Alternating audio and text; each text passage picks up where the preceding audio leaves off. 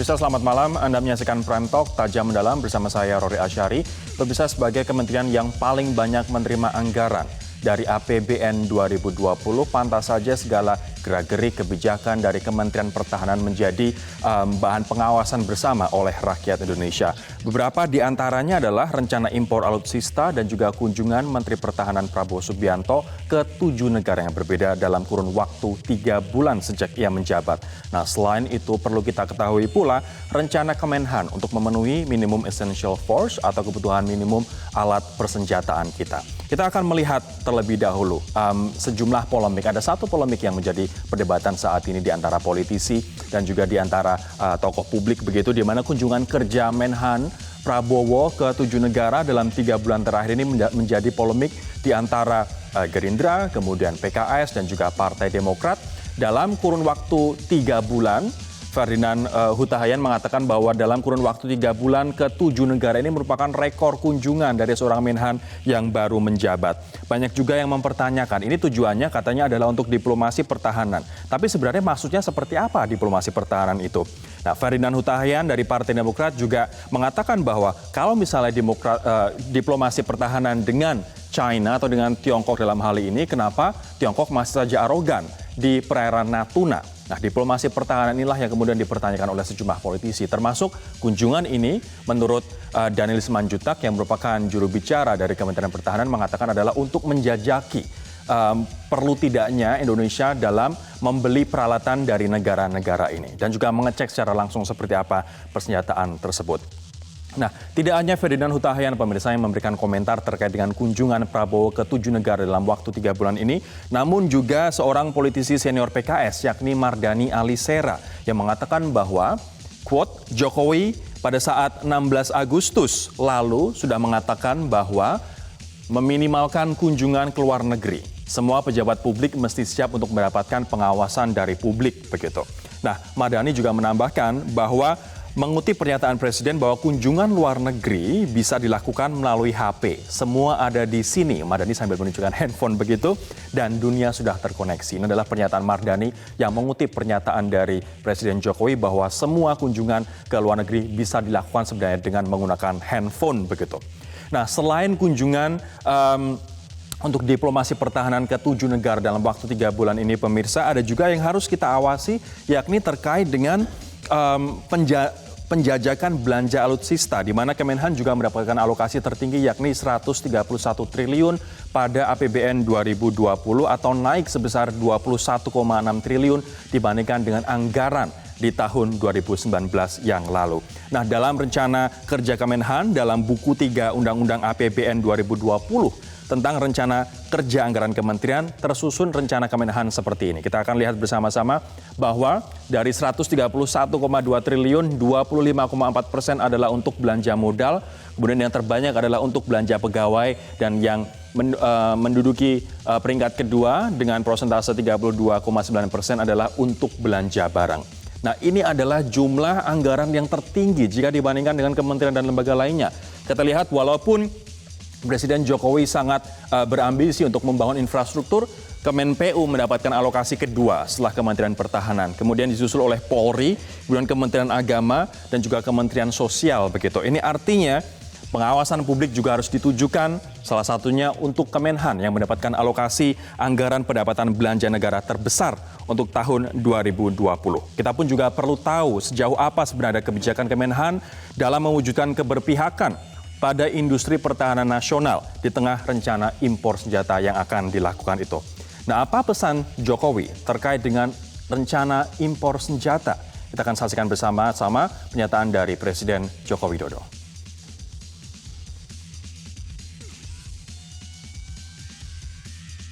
Hati-hati penggunaan mengenai ini.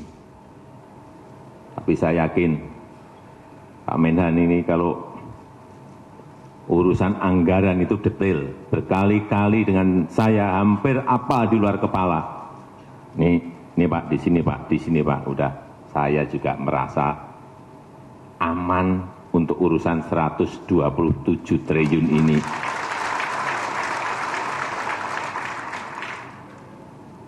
Harus efisien, bersih, tidak boleh ada markup lagi. Dan yang paling penting mendukung industri dalam negeri. Tidak boleh ada markup lagi dalam pengadaan alutsista. Mungkin Anda masih ingat beberapa kasus terkait dengan dugaan korupsi yang berkaitan dengan pengadaan alutsista kita. Yang pertama adalah ini merupakan foto Brigjen Teddy Hernayadi yang dijatuhi vonis seumur hidup dalam perkara korupsi pendanaan alutsista Kemenhan, pemirsa, di mana Jenderal Bintang 1 ini terbukti menilap uang pembayaran untuk F-16 hingga Apache dengan kerugian negara mencapai 170 miliar rupiah. Modusnya adalah diduga membuka 40 rekening bank, 32 diantaranya tidak mendapatkan izin dari Kementerian Keuangan. Teddy bahkan juga memberikan pinjaman uang kepada rekanan yang melaksanakan pekerjaan pembelian barang dan jasa di lingkungan TNI dan juga Kementerian Pertahanan. Anda pun juga masih ingat saat ini juga masih disidik oleh KPK begitu terkait dengan pembelian helikopter AW101 di mana ini di markup secara drastis atau gila-gilaan. Anda bisa bayangkan nilai barang 514 miliar tapi di markup drastis menjadi 738 M. Negara rugi 224 M. PPATK juga menemukan selisih antara dana yang dibayarkan dengan dana yang diterima perusahaan penyedia barang yakni lebih dari 150 M. Saat ini sudah ada 6 tersangka, 5-nya dari pihak militer dan 1 dari pengusaha begitu. Nah, Kejaksaan saat ini juga tengah mengusut dugaan kontrak fiktif perbaikan mesin jet Sukhoi TNI AU. Belum lagi di tahun 2012 yang lalu juga ada dugaan korupsi pengadaan pesawat Sukhoi yang diduga atau disinyalir merugikan keuangan negara hingga 800 miliar rupiah. Nah, ini juga harus menjadi catatan bagaimana agar pengadaan alutsista tersebut bebas dari korupsi seperti ini. Nah, yang menjadi pertanyaan kemudian pemirsa, apa alasan dari Menhan Prabowo Subianto untuk melakukan kunjungan ke 7 negara dalam waktu 3 bulan dan apa strategi dari Kemenhan untuk memenuhi minimum essential force kita tanpa dengan menggunakan praktek-praktek seperti ini yang terjadi di masa lampau. Kita akan membahas dengan sejumlah narasumber. Ada 2 sementara yang hadir di studio Prime Talk. Ada Mas Al Araf, pengamat militer. Mas Araf, selamat malam. Selamat malam, Mas. Ada juga M. Kodari, Direktur Eksekutif Indobarometer. Mas Kodari, selamat malam. Selamat malam, Roy. Saya sekarang juga masih menunggu pemirsa Daniel Anzar Simanjuntak yang merupakan staf khusus bidang komunikasi publik dan hubungan antar lembaga Kementerian Pertahanan yang saat ini masih ada di perjalanan, dan juga saya akan menyapa Pak Mardhani Alisera, Ketua DPP PKS yang bergabung bersama kami dari Bogor, Jawa Barat. Pak Mardhani, selamat malam. Malam. Pak Mardhani, saya ingin, kita ada beberapa subtopik sebenarnya dalam perbincangan ini, tapi saya ingin fokus terlebih dahulu pada kunjungan ke 7 negara yang katanya adalah diplomasi pertahanan dan juga katanya adalah penjajakan sebelum membeli alutsista dari negara-negara yang dikunjungi tersebut. Apa tanggapan Anda terkait dengan 2 alasan ini? Ya, yang pertama saya ingin menegaskan bahwa Pak Prabowo adalah guru saya. Ketika di Gerindra dengan PKS kami sangat akrab, tetapi ketika beliau sebagai Menteri Pertahanan, sebagai anggota legislatif, kita punya tugas untuk melakukan controlling, pengawasan, anggaran, dan lain-lain. Dalam pikiran saya akan sangat baik pada masa-masa awal semua menteri itu mencermati kondisi internal kementerian. Bagaimana posturnya, bagaimana hubungan antar katakan staf, bagaimana roadmap-nya 5 tahun ke depan seperti apa. Saya ditanya beberapa wartawan terkait dengan kinerja beberapa menteri, saya bilang tunggu 100 hari. Setelah 100 hari kita akan tahu seperti apa roadmap kementerian, Pak tiap Mardhani, kementerian, menurut apa Anda milestone-nya, bagaimana perlu polanya. tidak kunjungan ke 7 negara dalam masa kepemimpinan, masa jabatan baru 3 bulan?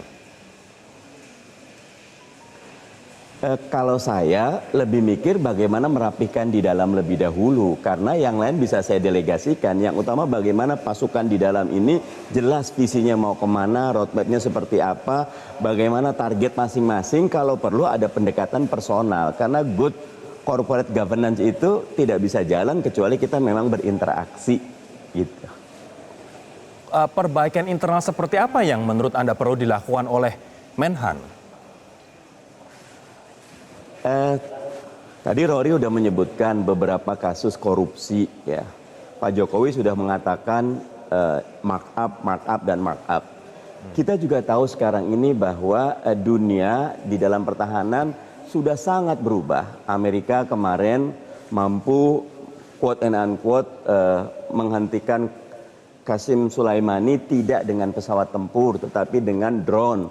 Jumlah pesawat tempur di Amerika berkurang drastis tetapi pasukan drone-nya demikian banyak. Ada non-state actor dan keseluruhannya dalam pandangan saya akan sangat baik pada tahap awal konsolidasi ke dalam. Karena ketika kita ingin membangun postur kekuatan pertahanan kita yang baik, itu sebetulnya bukan ketemu pihak luar gitu. Apalagi kita sudah punya Komite Industri Strategis Nasional. Menurut saya akan sangat baik ke dalam lebih dahulu agar kokoh, yang lain bisa didelegasikan. Kita masih menunggu kedatangan dari Mas Daniel yang saat ini mungkin masih terjebak kemacetan di Jakarta begitu. Tapi saya akan ke Mas Al Araf terlebih dahulu. Diplomasi pertahanan dan juga penjajakan untuk kemungkinan membeli alat militer. Tapi tadi kunjungannya ada ke China, ada ke Thailand, ada ke Filipina, dan juga ke sejumlah negara lain termasuk Perancis. Perlukah 7 kunjungan ini dalam waktu 3 bulan dilakukan sebenarnya untuk melakukan diplomasi pertahanan dan juga penjajakan pembelian alutsista, Mas Al Araf? Ya, pembelian alutsista itu adalah salah satu bagian dari agenda pemerintah khususnya Kementerian Pertahanan untuk melanjutkan apa yang disebut dengan kebijakan pertahanan negara. Jadi Menteri Pertahanan harus memahami bahwa di dalam Undang-Undang Nomor 3 Tahun 2002, relasi tentang pembangunan kekuatan pertahanan itu disusun secara terstruktur. Yang pertama adalah Presiden membuat kebijakan umum pertahanan negara. Nah, itu menjadi dasar buat Menteri Pertahanan membuat kebijakan pertahanan negara.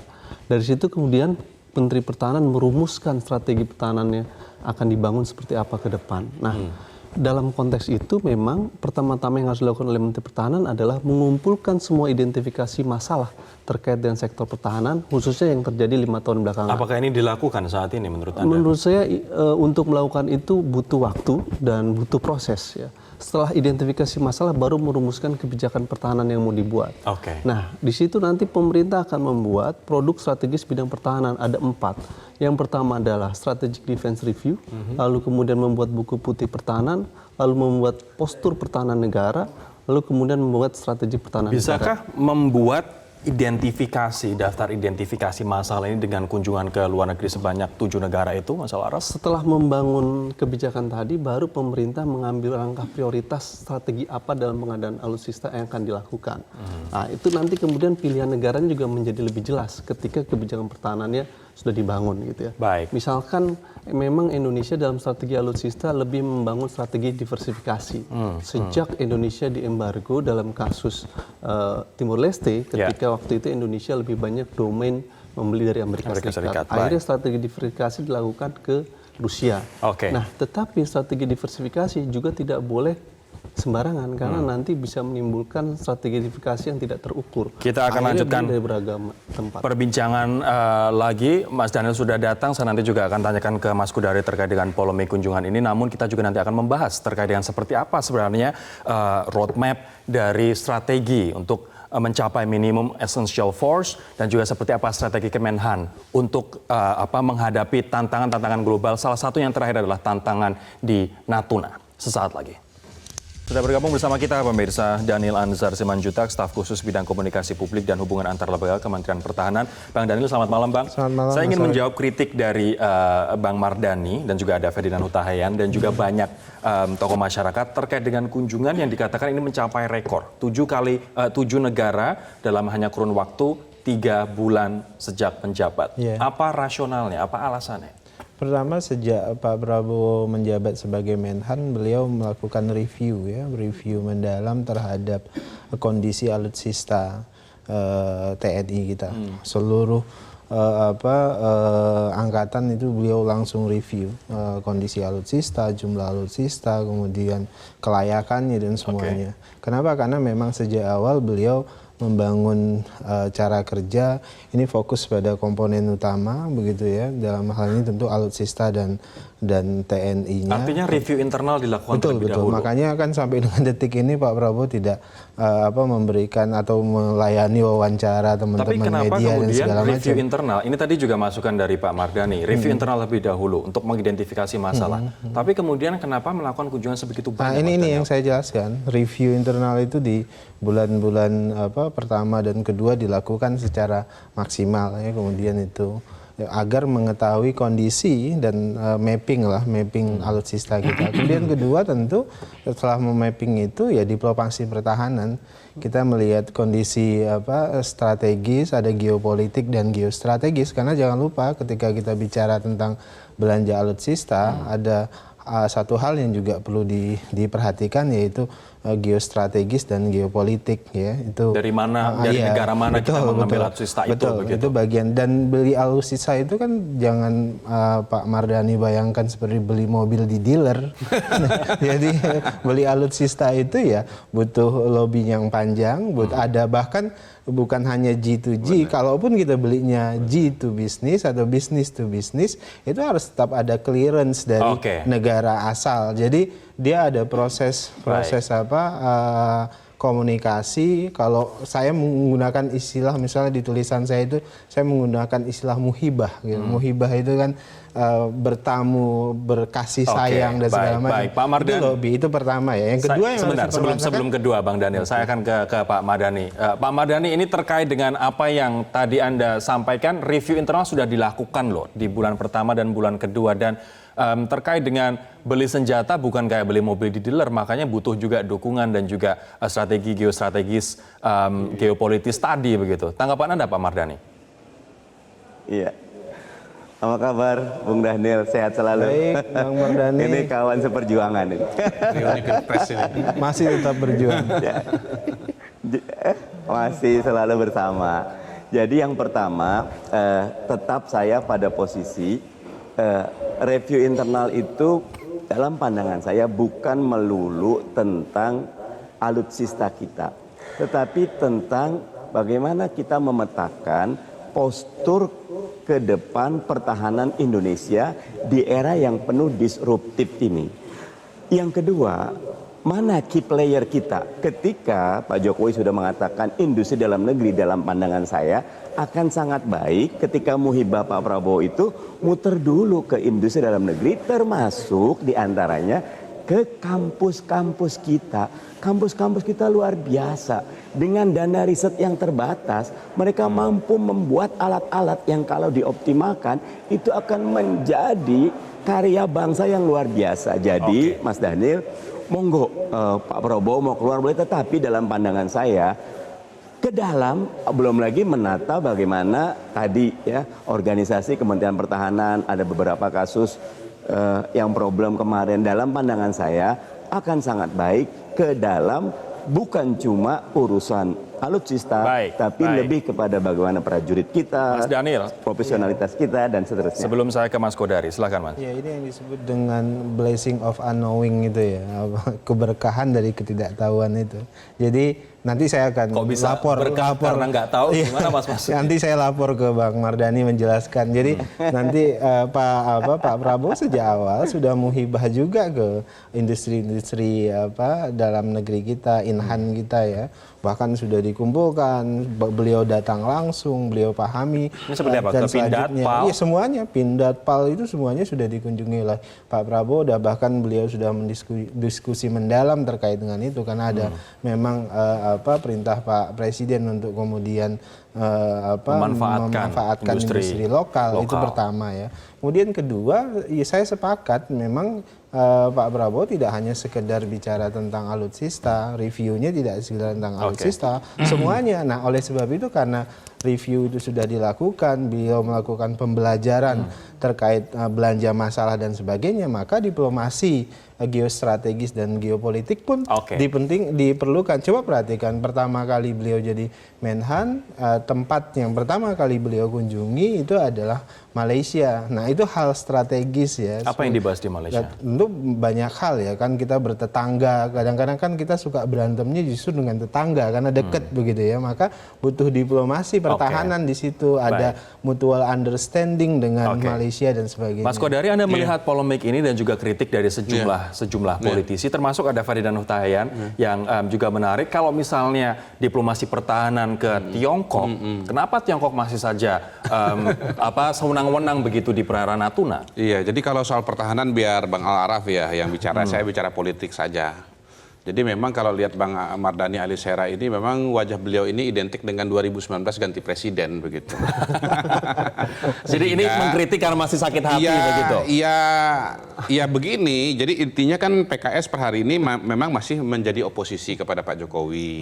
Kemudian Pak Prabowo menjadi bagian dari pemerintahan Pak Jokowi. Sehingga kemudian ya secara kebetulan bahwa yang sekarang dikritik adalah menteri yang dulu pernah didukung, figur yang dulu pernah didukung oleh Pak Mardhani sebagai calon presiden di tahun 2019.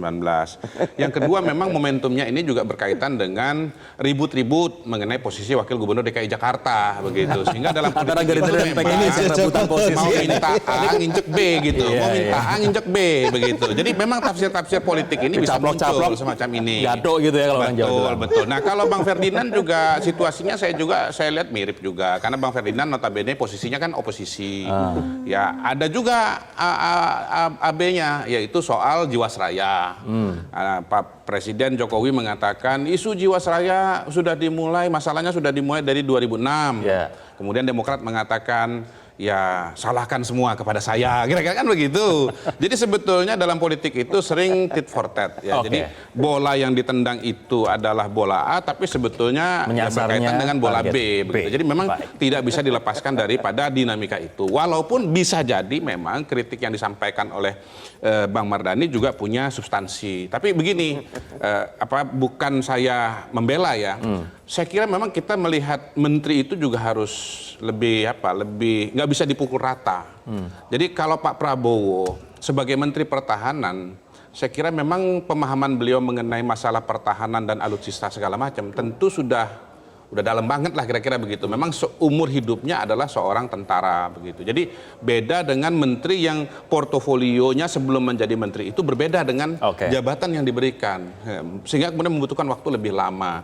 Jadi saya kira kalau bicara Pak Prabowo, memang dia punya latar belakang yang katakanlah mungkin separuh atau 3/4 persoalan pertahanan itu sudah ada di kepalanya. Dan memang saya mendengar juga bahwa Pak Prabowo ini cuma mau jadi menteri kalau menteri pertahanan dan tidak menteri yang lain. Begitu. Nah, apakah itu juga ada alasannya, ada kaitannya dengan Kemenhan yang termasuk pos kementerian yang basah, Mas?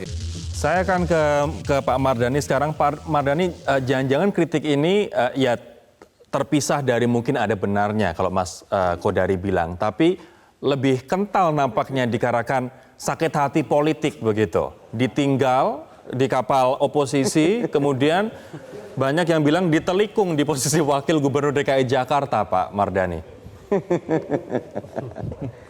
Yang pertama tentu dari awal tadi saya katakan PKS dengan Gerindra tetap kawan dan sahabat ya.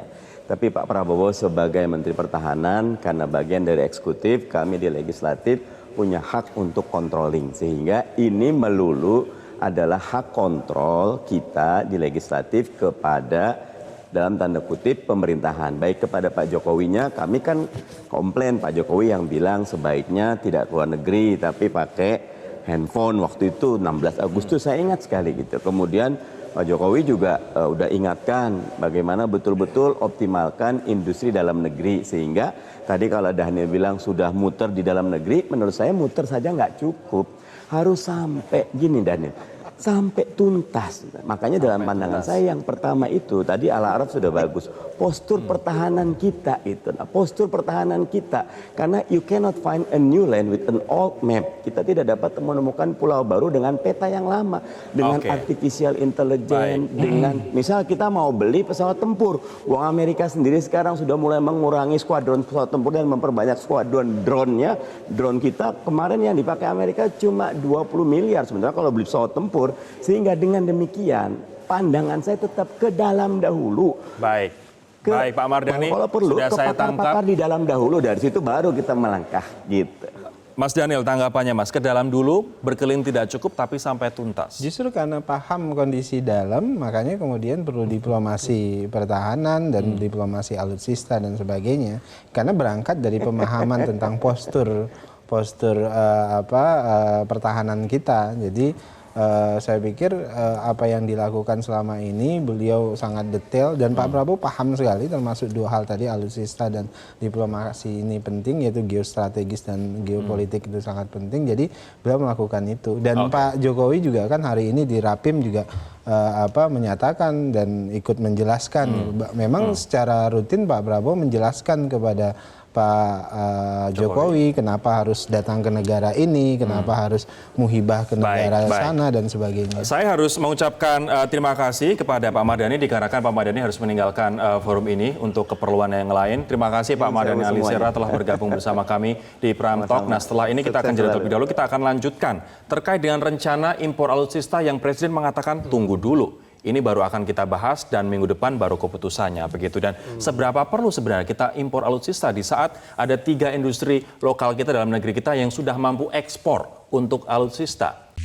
Saya akan sekarang ke Mas Al Araf. Mas Al Araf, kita tadi sudah mempresentasikan betapa banyaknya kasus-kasus markup, korupsi, penilapan uang untuk pengadaan alutsista. Nah, apa yang harus dilakukan dan apa strateginya agar kasus-kasus seperti ini tidak terjadi lagi di bawah Prabowo kali ini? Pertama, Kementerian Pertahanan harus transparan di dalam menjelaskan tentang kebijakan arah postur pertahanannya, khususnya dalam rangka pembelian alutsista. Dan itu makanya pentingnya buku produk strategis pertahanan. Di tahun 2007 kita punya itu, di 2015 ada, dan sekarang zaman Pak Prabowo harus membuat itu sehingga kita bisa tahu arah orientasi pertahanan alutsista yang akan dibeli, sehingga kemudian publik bisa memantau itu. Nah, ini sedang masih termasuk dalam proses. alutsista apa yang akan dibeli? Tidak spesifik, tetapi bisa menjelaskan tentang misalkan ingin membeli tank jenis apa, main battle tank atau medium tank atau tank light tank. Nah, itu kategori itu kita bisa jadi tahu. Nah, tetapi itu sangat tergantung dari arah kebijakan pertahanan yang akan dibuat. Jadi polemik tadi sebenarnya tidak akan terjadi kalau kebijakan pertahanan itu sudah disampaikan kepada publik. Yang kedua adalah strategi pembangunan modernisasi alutsista itu Indonesia masih dalam tahap revitalisasi kebanyakan, yakni mengganti alutsista yang sudah tua dengan yang baru. Sebagian mungkin berbasis pada trade base atau juga berbasis pada deterrence. Jadi ada 3 dalam strategi modernisasi alutsista, berbasis pada revitalisasi, yaitu perbaikan yang sudah tua. Yang kedua adalah berbasis trade base. Yang ketiga adalah yang deterrence tadi. Nah, Indonesia dalam rangka minimum essential force-nya kecenderungannya masih proses revitalisasi. Kalau kita baca buku postur pertahanan, kita baru sampai pada tahap 50% yang siap. Hampir 40 ataupun 30% itu belum siap. Nah, ini problem kendala dalam memperbaiki alutsista yang tua. Baik. Mas Daniel, ini minimum essential force sampai tahun 2024. Ada 3 tahap 5 tahunan. Kita memasuki tahap ketiga dari 2020 sampai 2024. Informasinya adalah kita saat ini 74% dari target 100% minimum essential force. Nah, perlukah kemudian untuk mencapai MEF ini kita impor alutsista, Mas? Iya, pertama kan tidak semuanya bisa kita penuhi ya, alutsista yang strategis, tidak semuanya bisa dipenuhi dari dalam negeri. Oleh sebab itu kita perlu belanja ke luar negeri. Pak Prabowo sering menggunakan istilah ini dengan istilah investasi alutsista. Nah, pilihan itu harus dilakukan, tapi memang ada pesan penting dari Pak Presiden agar kemudian semaksimal mungkin untuk yang bisa disediakan dari industri dalam negeri tentu harus disediakan dalam negeri. Artinya yang diimpor adalah item-item yang kita tidak bisa memproduksi Iya, saat tentu, ini. tentu. Yang tidak bisa kita tidak punya competitive advantage di situ, kita beli ke luar negeri. Tentu tadi dengan pendekatan-pendekatan diplomasi pertahanan. Tapi yang menjadi pertanyaan, bagaimana kemudian ini karena kasus-kasus markup alutsista biasanya dari impor begitu? Ya, sejak awal Pak Prabowo mendapat pesan dari Pak Presiden terkait dengan hal ini. Oleh sebab itulah beliau paham betul, Pak Prabowo ini paham betul harga alutsista, jenisnya, spesifikasinya, siapa penjualnya, beliau hafal betul. Makanya kemudian kalau ada para pihak nih, misalnya angkatan segala macam udah nyebut merek, dia sudah Paham soal itu, agak kecewa. Yang beliau butuhkan bukan merek, yang beliau butuhkan adalah spesifikasi. Kalau misalnya kita melihat judul ini, diplomasi pertahanan Jokowi bela Prabowo. Kenapa Jokowi bela Prabowo, Mas? Sebetulnya bukan barang baru ya. Jadi Pak Jokowi bela Prabowo dan Prabowo bela Jokowi itu sebetulnya sudah terjadi pada periode 2014-2019. Jadi dua orang ini sebetulnya bertarung pada masa tertentu, tapi pada periode yang lebih panjang itu sebetulnya saling mendukung. Ya kita harus ingat bahwa sekali lagi Prabowo itu bukan menteri biasa. Mohon maaf saya menggunakan istilah ini. Ini Prabowo ini primus inter pares. Kalau Mas Rodi datang acara-acara partai manapun juga ya, Pak Jokowi, ya Bu Mega, ini saya nggak bisa sebut satu-satu. Mohon maaf, tapi saya lihat Pak Prabowo, selalu begitu. Gitu. Nah, memang Pak Prabowo ini sebagai mantan calon wakil presiden 2014-2019, dia merupakan simbol persatuan dan kesatuan. Saya pernah mengatakan bahwa kabinet itu bukan hanya sebagai pembantu presiden melaksanakan visi misi presiden, tapi juga bagian dari konsolidasi politik. Konsolidasi 0102 ya. Ya, khusus untuk Pak Prabowo ini ada elemen konsolidasi politik. Di luar bahwa memang Pak Jokowi pernah secara terbuka mengatakan bahwa kalau Pak Prabowo itu ahlinya untuk persoalan pertahanan. Jadi ini memang persoalan yang dua ini menurut saya bukan hanya persoalan pertahanan. Kalau kita lihat Pak Prabowo itu jangan kacamatanya itu cuma melihat beliau posisi Menteri Pertahanan, tapi lihatlah posisi beliau sebagai mantan calon presiden 2014-2019 yang di belakangnya ada gerbong, dan yang ketiga ketua umum Partai Gerindra. Kemudian yang menjadi pertanyaan saya berikutnya nanti adalah terkait dengan selain membela Prabowo, Mas Kodari, adalah terkait dengan bagaimana kemudian Jokowi menjustifikasi apa yang akan dilakukan, kunjungan ke 7 negara, kemudian impor itu asalkan nanti memenuhi syarat-syarat tadi. Menurut Anda kenapa kunjungan ini dijustifikasi dan kenapa impor ini disetujui oleh Jokowi? Iya, pertama sekali lagi ya ini adalah momentum bagi Pak Jokowi untuk katakanlah menunjukkan pembelaannya kepada Prabowo.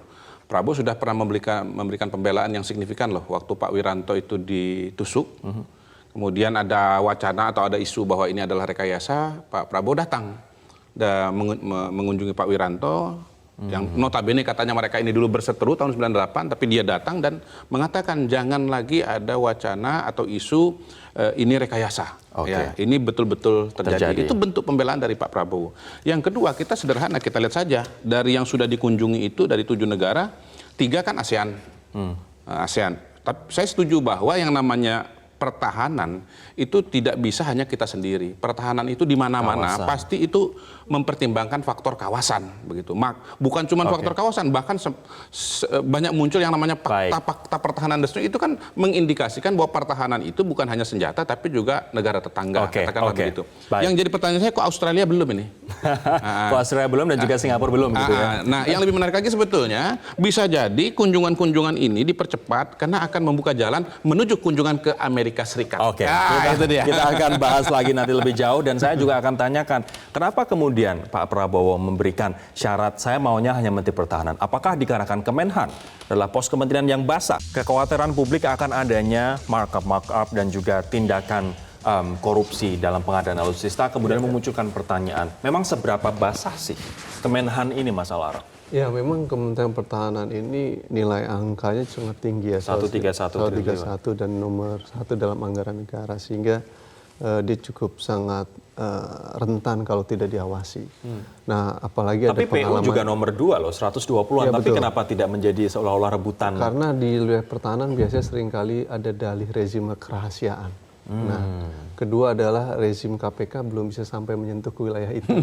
Karena Kementerian Pertahanan kan tunduk dalam rezim Undang-Undang Peradilan Militer nomor 3197 yang dia memiliki jurisdiksi yang berbeda. Sehingga ketika terjadi tindak pidana seringkali pada akhirnya nanti diserahkan kepada institusi yang terkait. Ini seperti AW101 itu. AW101 atau beberapa kasus Sukhoi dan lain sebagainya. Apa yang harus dilakukan untuk memotong lingkaran setan korupsi di dalam Kementerian Pertahanan perlu bekerja sama dengan KPK untuk melakukan supervisi fungsi pencegahan. Kan KPK punya tugas melakukan fungsi pencegahan selain penindakan. Sehingga sejak awal KPK bisa memberikan rambu-rambu dalam konteks pengelolaan anggaran tersebut.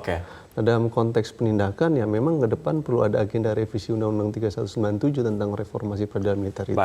Tapi yang terdekat adalah dalam modernisasi alutsista yang paling sangat penting, jangan beli alutsista yang bekas. Karena kalau beli alutsista bekas, itu tingkat markup-nya sangat tinggi, 99%. Nggak ada upaya retrofit, perbaikan, nah itu yang sulit untuk terlacak. Akankah ini dilakukan? Kalau beli alutsista yang baru, itu kita bisa lihat dari situs mereka, berapa harganya, sehingga cukup Mas Daniel, jelas. apakah akan dilakukan beli alutsista bekas? Iya, Kementerian Pertahanan ini memang basah karena ngurusin kapal selam, ngurusin angkatan laut, jadi basah, sering basah. Gitu. Jadi itu pertama ya. Kemudian kedua, memang anggaran besar, tapi jangan lupa dia dibagi kepada 5 kuasa pengguna anggaran. 3 matra. Kemhan itu sendiri, 3 matra dan 1 mabes, jadi 5.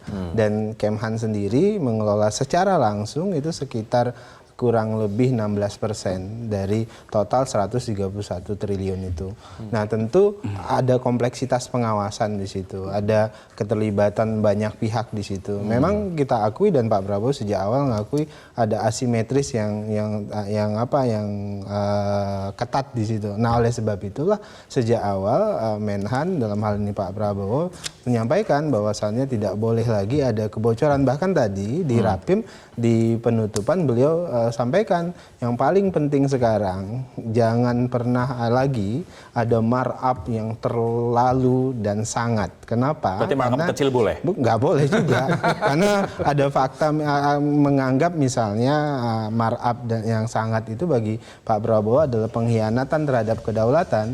Beliau menggunakan istilah itu tadi. Jadi jangan main-main dengan pertahanan karena pertahanan ini adalah bagian dari benteng terakhir kehidupan dan kelanjutan NKRI. Terakhir untuk Mas Godari dari perspektif politik, bagaimana memutus mata rantai korupsi, Mas, dalam pengadaan? Saya melihat sebetulnya peringatan dari Pak Jokowi tadi sangat keras sebetulnya. Jadi dukungan kepada Pak Prabowo. Pak Prabowo ini kan calon presiden potensial 2024. Itu nampaknya dukungan bersyarat ya? Pasti akan membutuhkan dukungan dari incumbent pada hari ini. Nah, semua calon 2024 akan membutuhkan atau mencari dukungan dari Pak Jokowi sebagai petahana. Saya melihat peringatan Pak Jokowi itu merupakan dukungan bersyarat. Pak, saya dukung Bapak. Kalau Bapak bersih, kira-kira begitu. Dan saya ingin mengatakan juga kepada Pak Prabowo, kepada Pak Daniel, bahwa citra Prabowo itu ya akan rusak kalau nanti dia terkena kasus korupsi. Bukan hanya korupsi di bagian beliau sendiri, Departemen Pertahanan, tapi juga termasuk di bagian-bagian yang lain. Termasuk Angkatan Darat, Angkatan Udara, Angkatan Laut, dan seterusnya. Karena nanti masyarakat mengatakan ternyata Pak Prabowo tidak bisa menjaga institusi di mana dia menjadi pimpinan. Jadi ini sebetulnya pertaruhan luar biasa bagi Pak Prabowo menuju 2024. Terima kasih teman-teman atas waktunya di Prime Talk. Kita tunggu seperti apa, Mas? Pak Hudori mungkin maju lagi 2024. Mungkin maju lagi 2024 asal bisa menjaga kepercayaan dan juga bersih itu di Medan atau di pos kementerian yang basah ini. Terima kasih sekali lagi teman-teman. Kami juga mengucapkan terima kasih kepada Pak Mardhani Alisera yang telah bergabung bersama kami tadi di 3 segmen awal. Saya Rory Asyari undur diri. Terima kasih atas kebersamaan Anda. Sampai jumpa. Metro TV, knowledge to elevate.